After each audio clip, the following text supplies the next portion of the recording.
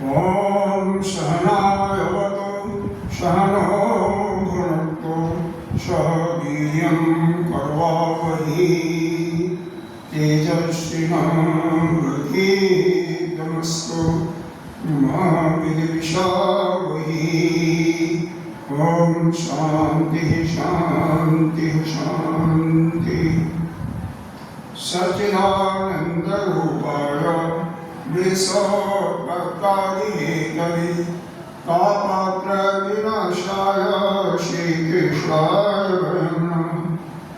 नारायणं नमस्कृत्य नरं चैव नरोत्तमं देवीं सरस्वतीं व्यासं ततो जयमुदीरये। अखण्डमण्डलाकारं व्याप्तं येन चराचरं पदपदं दर्शितं येन तस्मै श्रीगुरवे नमः। अज्ञानतिमिरान्धस्य ज्ञानाञ्जनशलाकया चक्षुरुन्मीलितं येन तस्मै श्रीगुरवे नमः।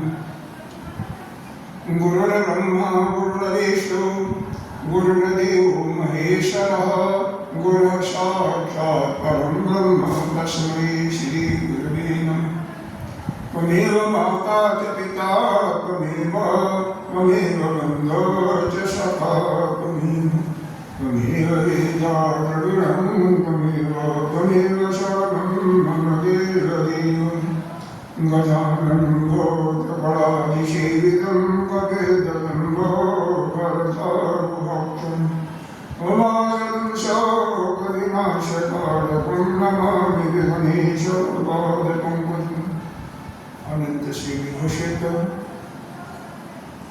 एकलाचितंचारी महाविराणीय काला की वरिष्ठ शक्ति वरिष्ठ महामंडलेश्वर एवं उत्तर प्रदेश समाज के अध्यक्ष श्री सतगुरुदेव भगवान के चरणों में कोटि कोटि नमन।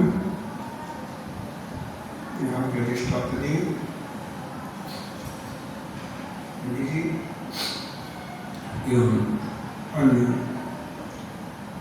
सभी भक्त के अंतःकरण में विराजमान आत्मस्वरूप परमात्मा को नमन करते हुए श्रीमद्भागवत के दशम स्कंध का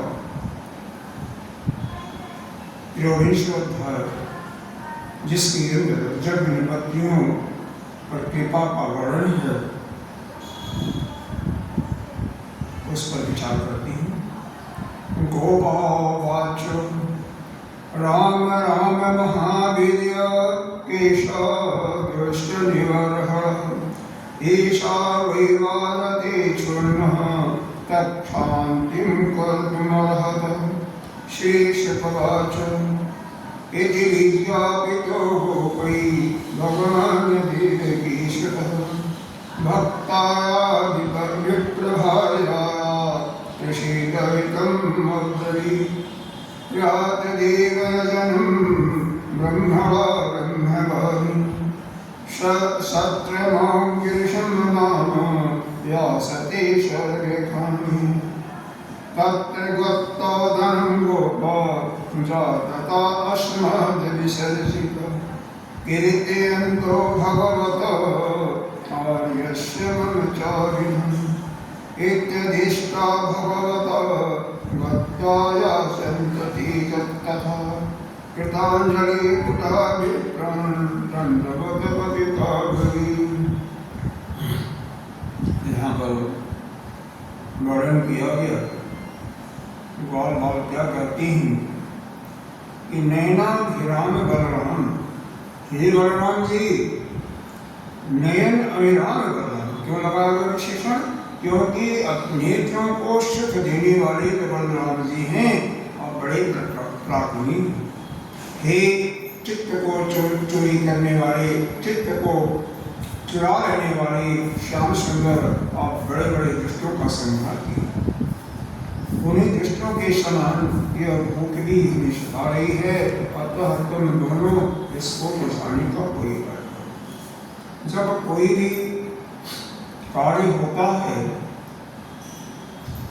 तो कार्य के बाद भूख तो लगती है, थकावट आएगी तो भूख आएगी, भूख लगेगी, भूख के बाद निद्रा भी आएगी। तो उसी को इसीलिए गौर गौर अब सभी प्रकार के कार्यों से छुट्टी पा गए। उनके गाय बछड़े सभी आकर के उनके सामने चल रहे हैं। अब उनको भूख सताने लगी, दोपहर बच गया तो भगवान से कह रहे हैं कि हे प्रभु कुछ भोजन का भी इंतजाम करो। भगवान कहते हैं मित्रों, यहाँ से थोड़ी दूर पर एक यज्ञ हो रहा है, वहाँ पर यज्ञ की पत्नियां हैं, मथुरा के लोग हैं और वह मेरे को बहुत आदर दृष्टि से देखते हैं। तुम जाओ और उनसे कुछ भोजन की सामग्री मांगो। तो भगवान ने जब ऐसा आज्ञा दिया तो बाल बाल वहां जाती हैं। लेकिन गलती क्या करते हैं, जैसा भगवान ने कहा अन्न तो मांगा, लेकिन मांगने किससे? यज्ञ पत्नियों से बोला था भगवान ने। उन्होंने यज्ञ करने वाले जो ब्राह्मण थे उनसे मांगा, तो ब्राह्मण जो यज्ञ में व्यस्त थे, उन्होंने न कुछ हाँ कहा और न कुछ ना कहा।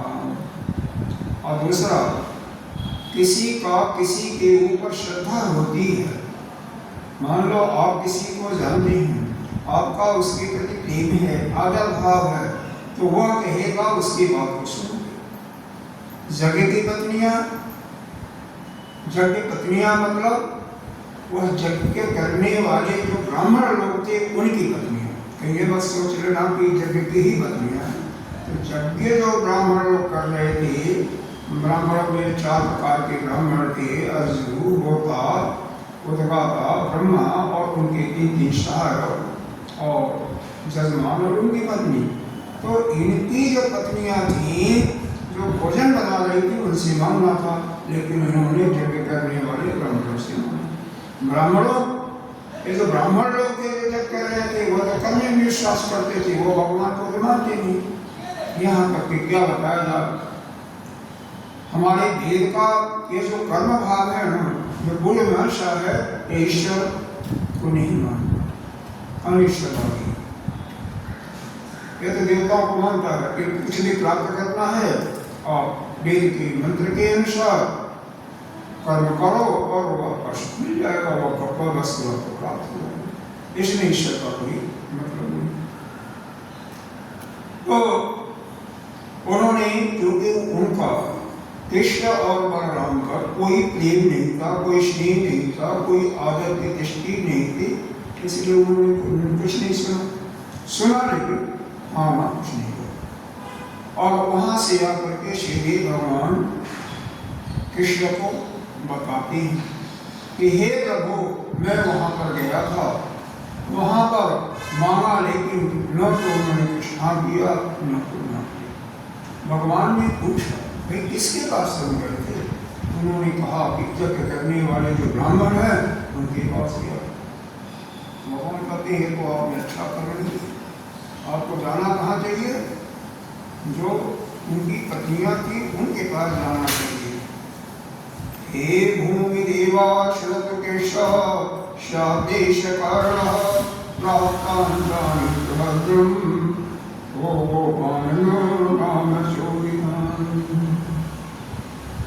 गाश्चार्यन्ता विदुरवोदनं रामाच्युतो वैरसतो विमुख्यतो तयोर्निजारोधम् आर्तिनो यदि श्रद्धा च वाचक्षधर्मविद्मः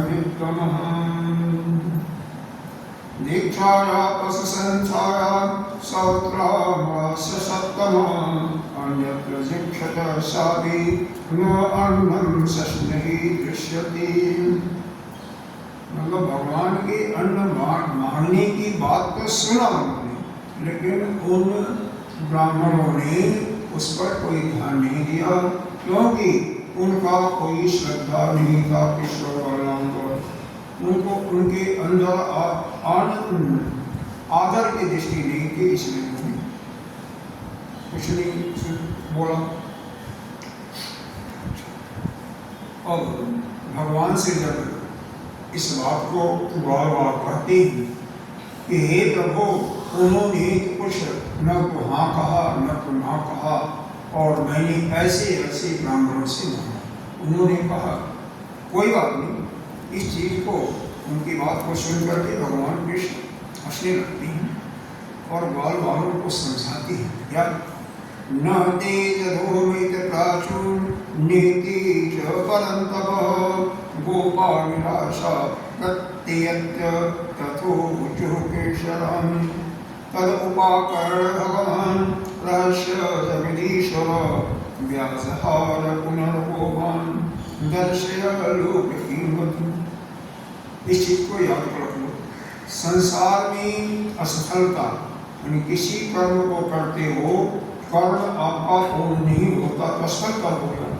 तो असफलता बार बार होती है, लेकिन आपको निराश नहीं होना। जैसे मान लीजिए आप किसी काम के लिए भोजन ही बना रहे हो, आग बुझती जा रही है, लकड़ी गीली है, तो क्या करो, आप घबराओ नहीं, निराश मत हो, बार बार प्रयत्न करो और आप सफल हो। तो बार बार प्रयत्न करते रहने से सफलता मिल जाती है। तात्पर्य हुआ, अगर किसी काम को करने के बाद उसका परिणाम आपको नहीं मिलता है तो निराश नहीं होना चाहिए। पहले दूसरी बात, बारंबार करोगे तो सफलता भी मिल जाएगी। दृष्टांत देखना सुनना हो तो देखो एक चींटी पर, चींटी छोटी सी जानवर है, वह मान लो यह सीढ़ी पकड़ करके ऊपर चढ़ती है, बार बार गिरती है, बार बार असफल होती है, लेकिन कभी निराश नहीं होती है और एक समय वह चींटी पुनः उस पर चढ़ जाती है। मां ज्ञायते पत्नीभ्यो संसकर्षणो मागतां दाशन्ते कामम् अन्नं वापिष्मिन्नामृषिकार्यम् गत्वा पतनीशालायां निष्कासेनाशरङ्कृतं नत्वा विजसति गोपाप्रसितायमम् नमो विप्रपत्नीभ्यो निगोभद्रवञ्चांसिनः इतो विदुरी चर्ता कृष्णेशिखवन् गाचार्यन् स गोपालैः स रामो दूरमागतः बहुक्षितस्य तस्यानं सानुगस्य प्रदीयताम् श्रुत्वा अच्युतम् उपायातं नित्यं तदर्शनोत्सुकम् तदपदाचित्तमनसो बभूव जातसम्भ्रमम् चतुर्विधं बहुगुणम् अन्नम् आदाय भाजने अवेशसुप्रियं सर्वाक्षमन्त्रभिरमीलं निषद्यमाना पतेभिः भ्रातृभिः बन्धुभिः भगवत्तत्त्वपुत्तम श्लोके एकशतदासरा जमुना उपवने शोक नवपल्लव मण्डिते विचरन्तं वृतं गोपै शारदं दशोस्त्रियः।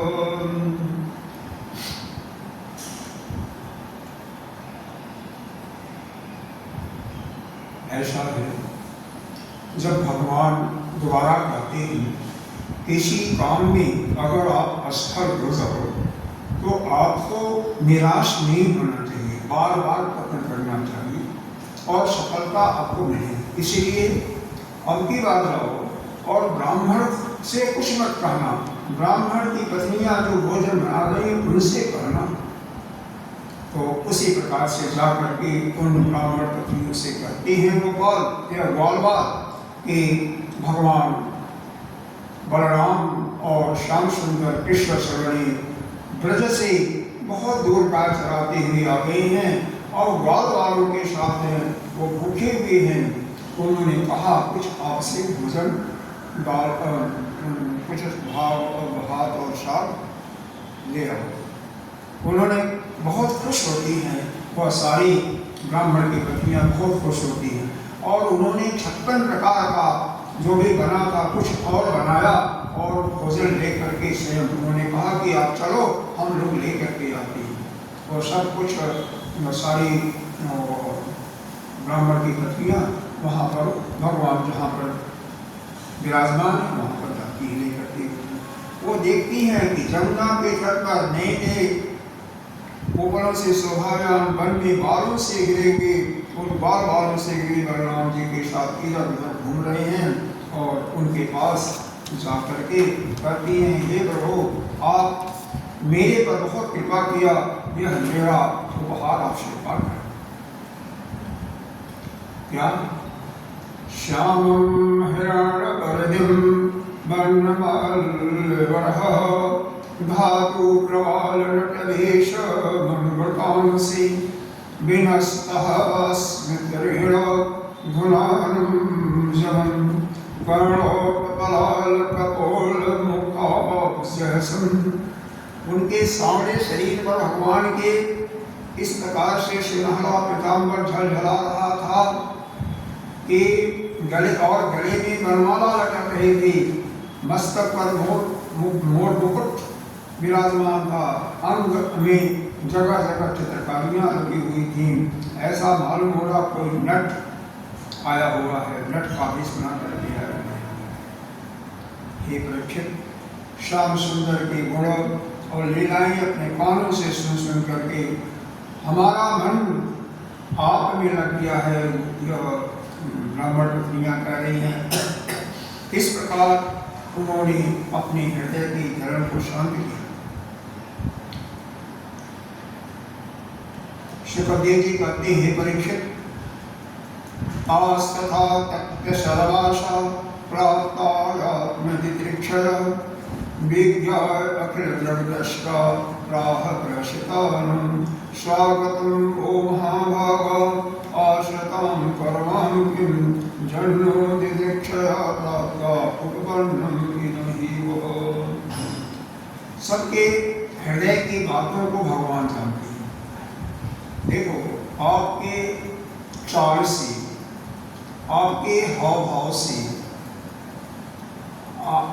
मालूम हो जाता है कि आपके अंदर क्या चल रहा है।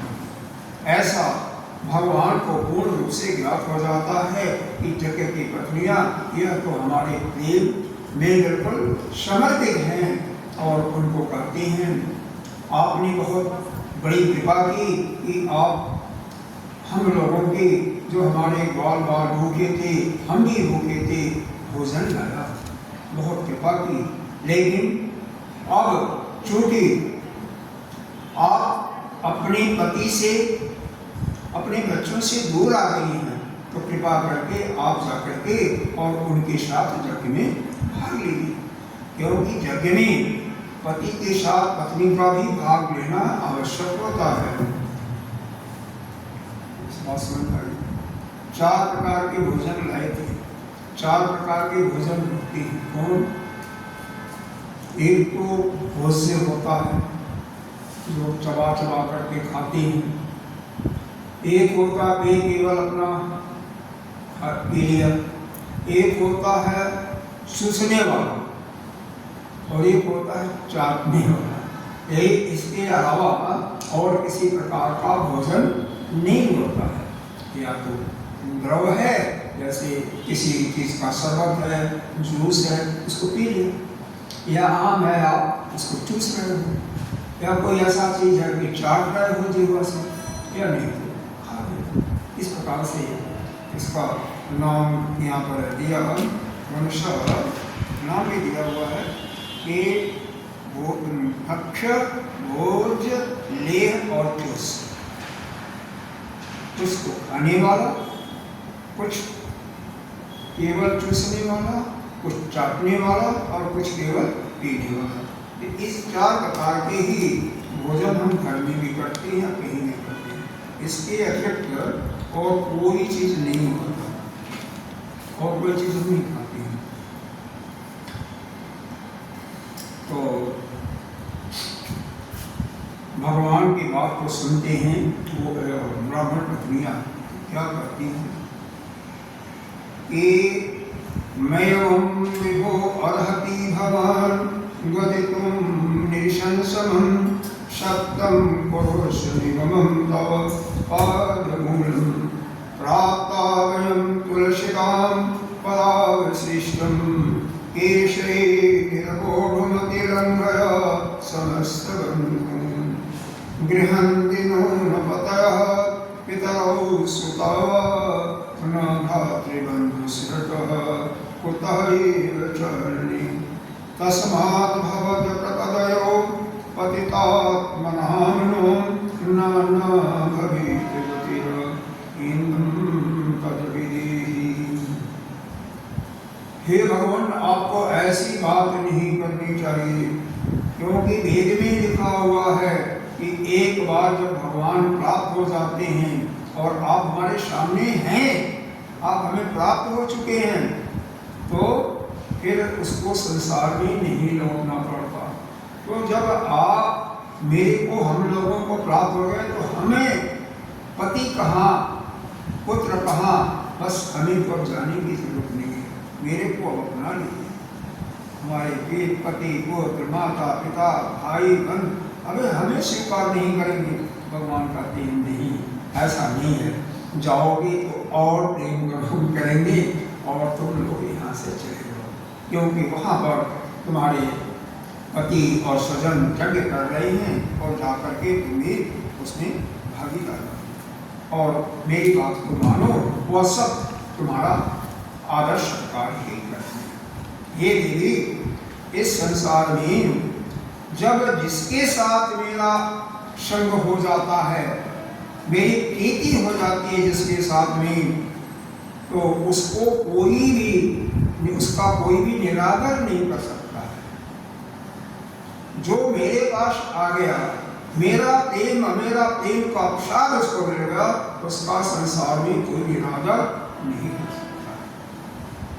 इसलिए तुम जाओ और अपना मन मेरे में लगाओ और वह पर बहुत शीघ्र मेरी प्राप्ति भी हो जाएगी। कब जाओ कि मेरी प्राप्ति हो जाएगी। वैसे भगवान महाराज जाने वाले हैं।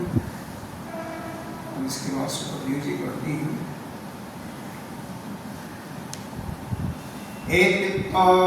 पत्नस्ता जज्ञवाटं पुनर्गता एचान सूर्यवासाभि स्त्रवी शत्रुं वारिन्। वहाँ से वह चली जाती हैं, यज्ञशाला में लौट जाती हैं। ब्राह्मणों ने अपनी स्त्रियों से जरा सा भी दोष दृष्टि नहीं देखा और उनके साथ मिलकर के यज्ञ पूरा करते हैं।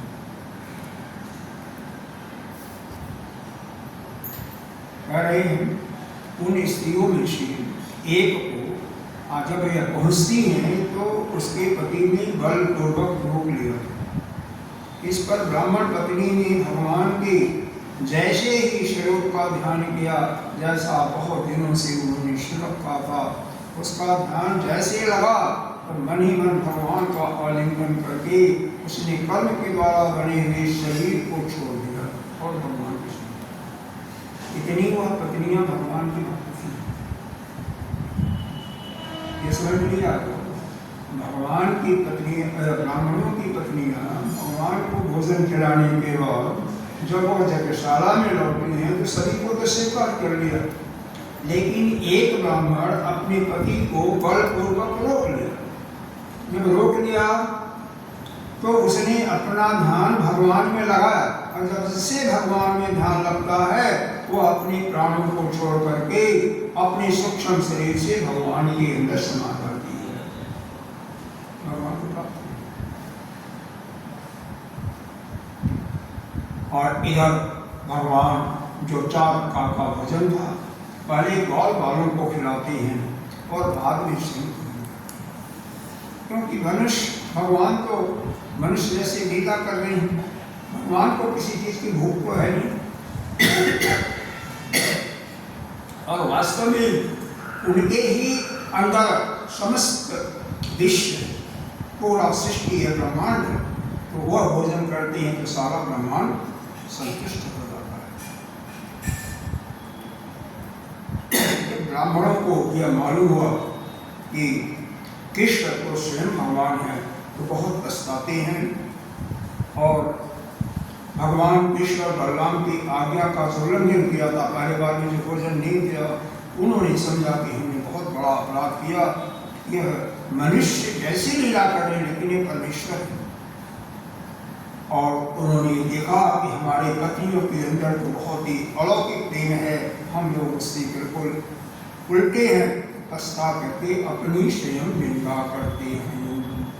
वह क्या कहा करते हैं उसको सुनो। देह जन्म विद्याम देह प्रथम बहुगताम देह कुलम देह क्रियादाक्षम विमुखा जेत्वक्षसे नूनम भगवतो माया योगिनामधिमोहिनी जदवयं गुरुर्निरं स्वार्थे मुहामहेर्य।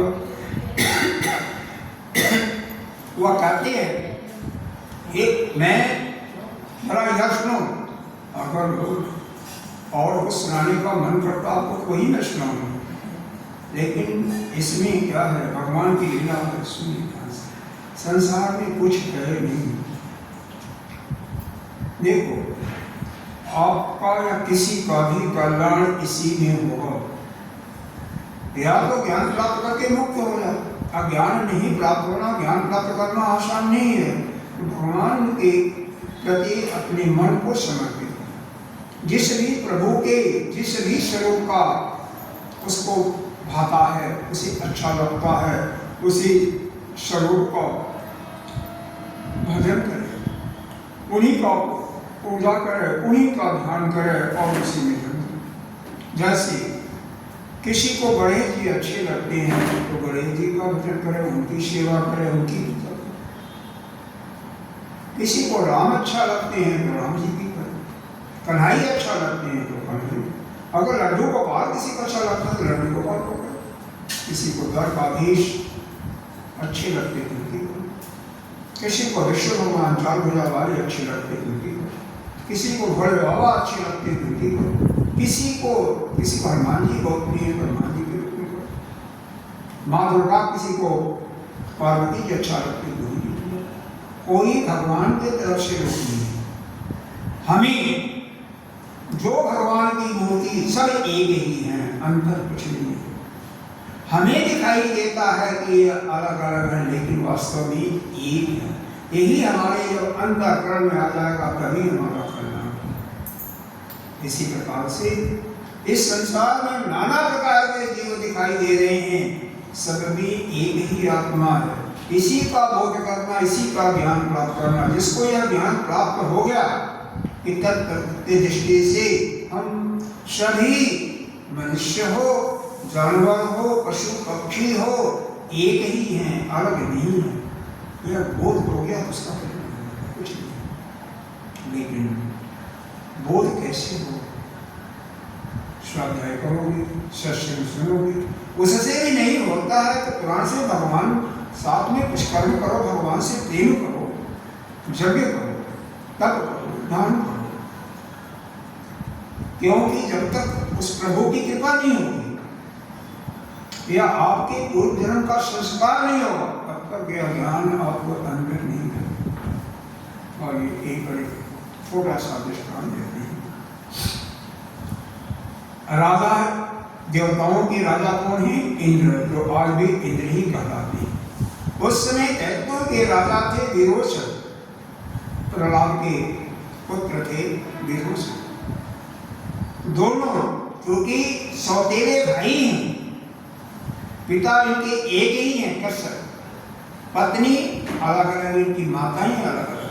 उनकी पत्नी अदिति, इनकी पत्नी वो दिति, उससे राक्षस पैदा होते थे। तो यह दोनों कहते हैं, दोनों भाई हैं, चले ब्रह्मा जी के पास और ज्ञान प्राप्त करते हैं। इसको ध्यान से सुनिए। और ब्रह्मा जी के पास जब जाते हैं तो ब्रह्मा जी इसी को बताते हैं, समझाते हैं। देखोगे तुम्हारे दाईं आंख में अगर ध्यान से देखोगे, आप भी ध्यान से देखोगे तो दाईं आंख में एक पुरुष दिखाई देगा। आप शीशी में देखिए, एक हल्का सा दिखाई देगा। उन्होंने कहा यही तुम हो, यही तुम्हारी आत्मा है। लेकिन जब तुम्हें इसका ज्ञान हो जाएगा तो शोक और दुख से अलग हो जाओगे, तुम्हें किसी चीज का शोक नहीं होगा।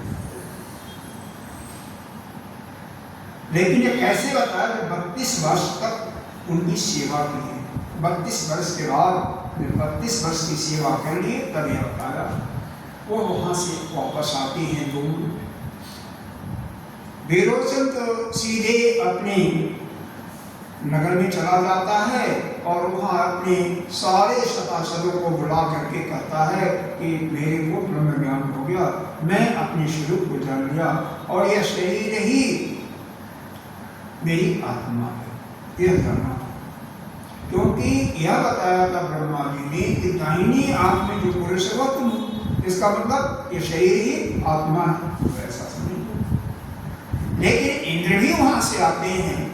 कुछ दूर आने के बाद कोई घटना घटती है उनके साथ में, तो उस घटना के वजह से उनको शोक हो जाता है। तो उन्होंने कहा कि पिताजी ने तो बताया था, उनको भी पिताजी कहते थे, ब्रह्मा जी सभी के पिता हैं, हाँ, कि ऐसा बताया था, लेकिन मेरे को शोक हो रहा है। इसका मतलब कहीं कहीं कुछ समझने मेरे को नहीं आया, ऐसा लगता है। तो वापस मुड़ जाते हैं और ब्रह्मा जी को पुनः प्रणाम करके कहते हैं, पिताजी आपने जो ज्ञान दिया था हमें अस्पष्ट तो हो गया, लेकिन फिर भी हमें शोक हो रहा है, इसका मतलब कुछ गड़बड़ी। उन्होंने कहा कोई बात नहीं, जा करके फिर गौशाला में 32 साल से समझ लो। फिर 32 साल सेवा किया, फिर वही ज्ञान दिया जो पहले कहा था, फिर कुछ नहीं हुआ। इस प्रकार से 100 साल की जब सेवा पूरा हो जाता है तो ज्ञान यही देते हैं कि तुम्हारे दाहिनी आंख में जो पुरुष दिखाई देता वही तुम हो, वही तुम्हारे। अब उनको दिव्य ज्ञान हो जाता। कैसे? क्योंकि 100 साल जो सेवा किया उससे उनके अंतःकरण में जो जन्म जन्मांतर का पाप था वो भर गया, वो साफ हो गया। तो जब तक हमारे ही पूर्व जन्मों के कर्म जो हैं, जो पाप हैं, वो समाप्त नहीं होते, वो धुलते नहीं, तब तक हमें यह चीज समझ में नहीं आती।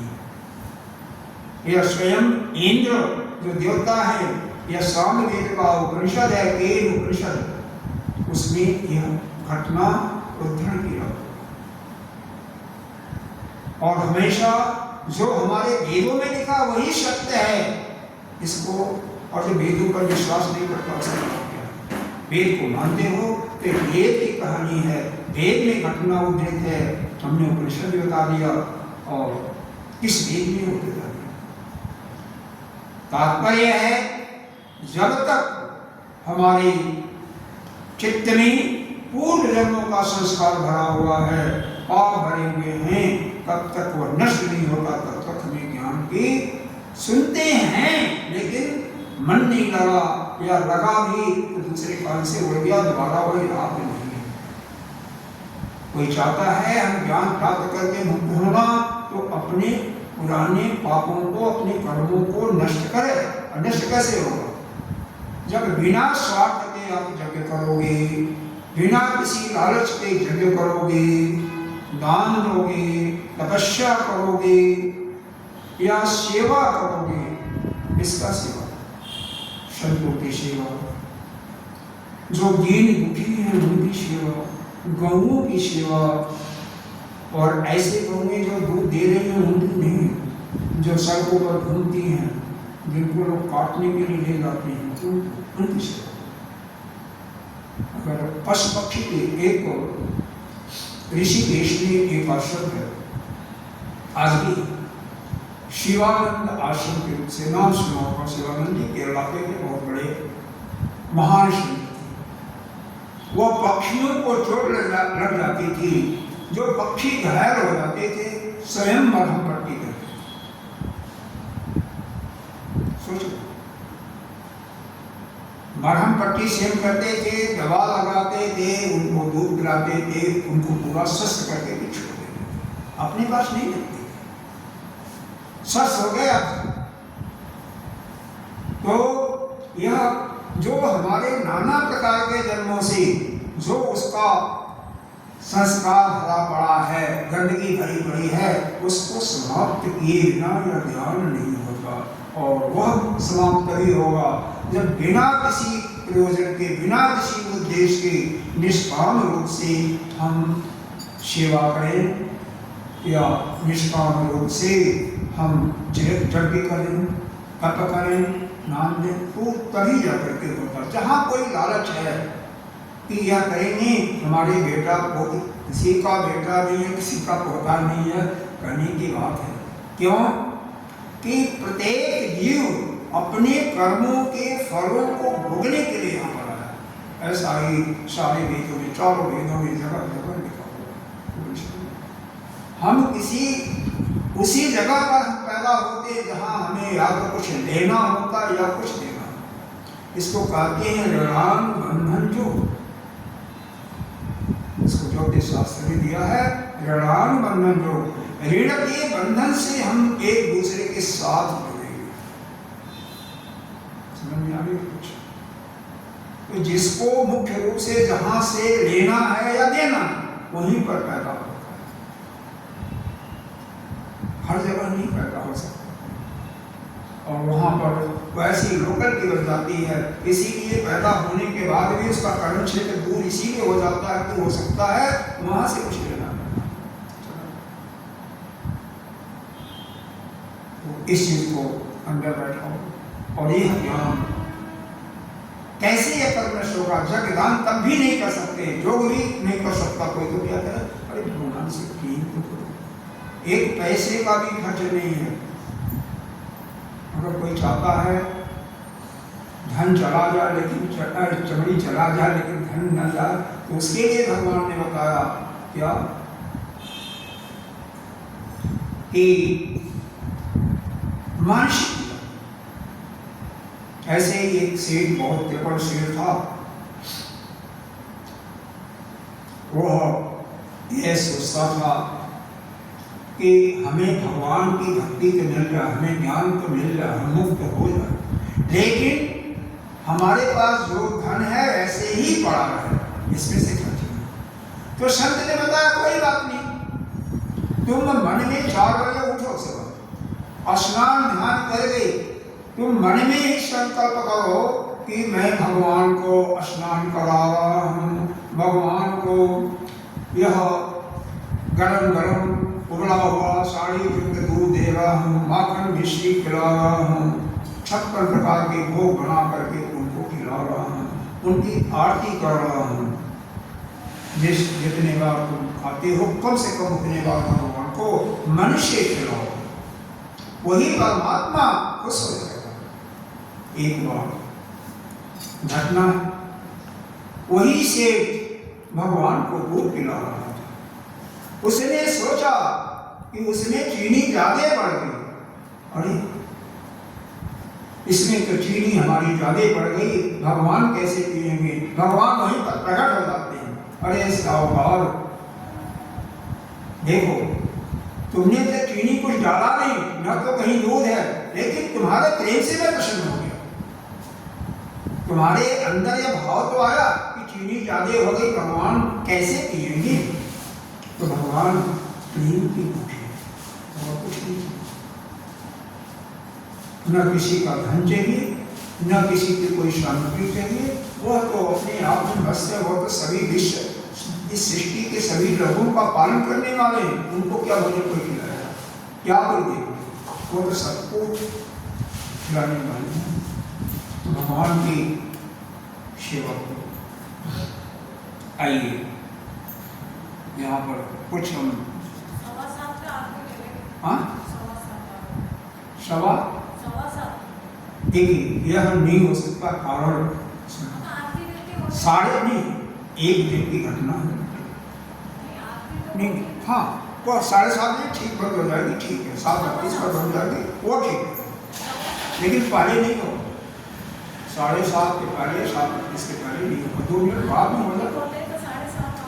पीछे आ जाते हैं कई लोग, को ऑब्जेक्शन करते हैं, पीछे पूछो पड़ेगी नहीं, तो समय से पहले नहीं, हम समय से बंद करते हैं, वो ठीक है।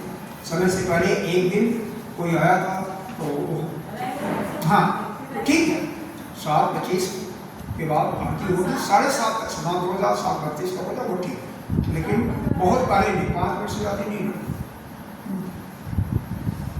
नन स्वार्थ विमूढ़ानां प्रमत्तानां गृहैहया अहो न अस्मर्यामास गोपवापि शतां भवति।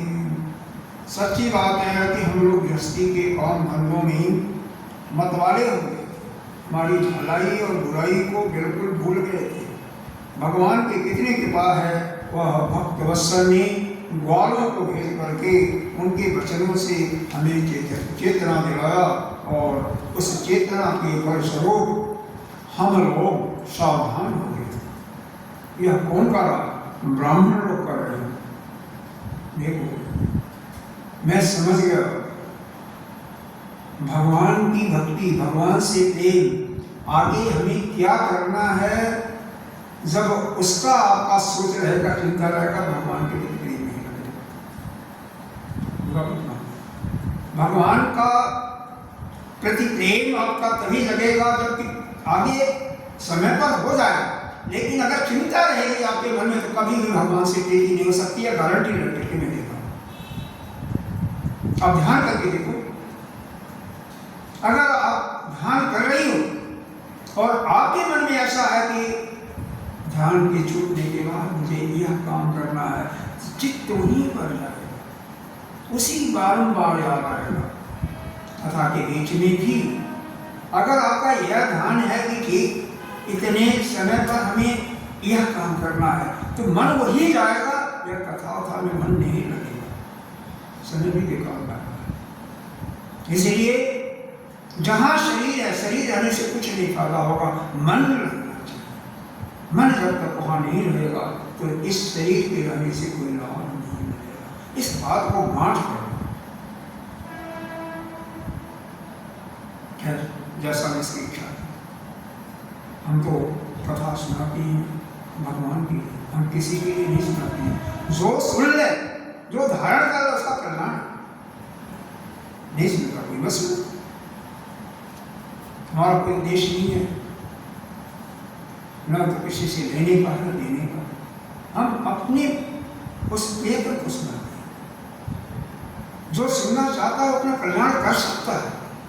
समझ में नहीं आ रही तो बारंबार उस अरे वेद में कथा आती है, छांदोग्य श्वेत केतु को उसके पिताजी ही गुरु के रूप में 9 बार तत्वमसी का शिक्षा दिए थे, तब से मिला। तो कोई चिंता की बात नहीं है। पुराने समय में लोग बहुत विद्वान होते थे, उनके साथ जब ऐसा हुआ है एक बार समझ में नहीं आया, तो हम कलयुग के पुरुष हैं, कलयुग के मनुष्य, हमें कैसे एक बार 2 बार में 3 बार में समझ में आ जाए। तो कोई इसकी चिंता नहीं है। और भगवान तो स्वयं अभी पीछे बताया है कि अगर अपने जो काम कर रहे हो उसमें असफल हो गए तो चिंता मत करो, निराश मत हो, बारंबार आपको सफलता मिलेगी। चलो ठीक है, इस चीज को याद रखो, बार-बार करने में कोई दिक्कत नहीं, पूछने में कोई दिक्कत नहीं। अब मेरे से तो 100 बार कोई पूछा है, मेरे को कोई गुस्सा नहीं आएगा, प्रेम से बताएंगे। हेत्तान्यान भजतेयं श्रीपाद अस्पाशरासकृत आत्मघोषा परगेण कदच्चा जनमोहनी। भगवान का तीन, अरे बार करें। भगवान को एक बहाना चाहिए था मेरे अंदर, मेरे अज्ञान को दूर करने के लिए। मेरे अंदर जो कुकर्म आ गए थे उसको भगवान ने हमें सचेत कर दिया, ग्वाल बालों को भेज करके। स्वयं लक्ष्मी सभी देवताओं को छोड़ करके अपनी चंचलता, गर्व आदि दोषों को त्याग करके उनके चरण कमलों को स्पर्श पाने के लिए सेवा करती रहती हैं।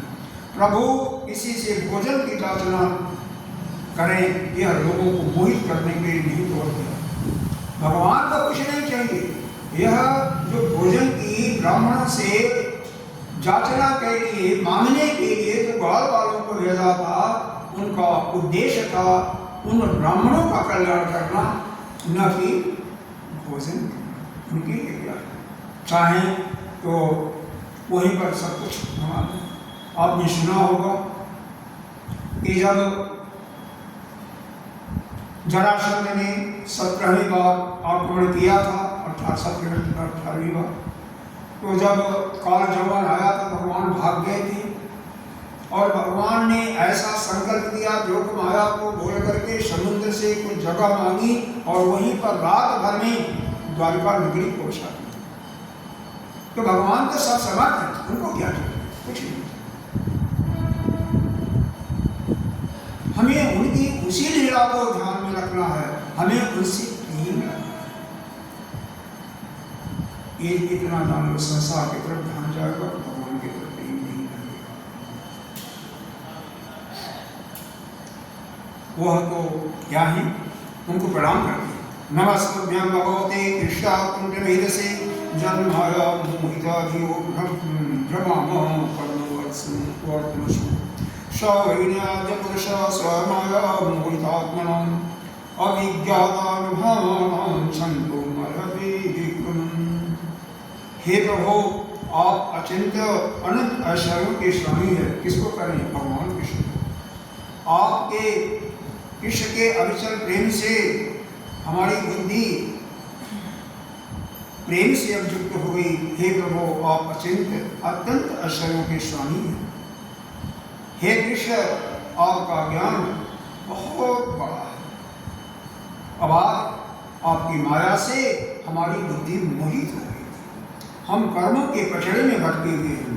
हम आपको नमस्कार करते हैं। हे भगवान, हमारे अपराध को क्षमा करो, क्योंकि हमारी बुद्धि जो है माया से मोहित हो गई। हम सब भी मोहित हो गए, हम भी मोहित हो गए, सभी मोहित। अब यहीं पर इस श्लोक को हम समाप्त करते हैं। निरीक्षा अच्युतयो कंसाभीता न चाचला। क्यों? ब्राह्मणों ने कृष्ण का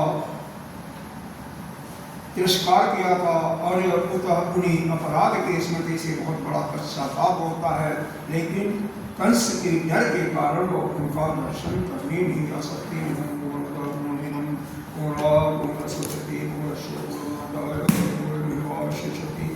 ओम शांति शांति शांति हरि ओम।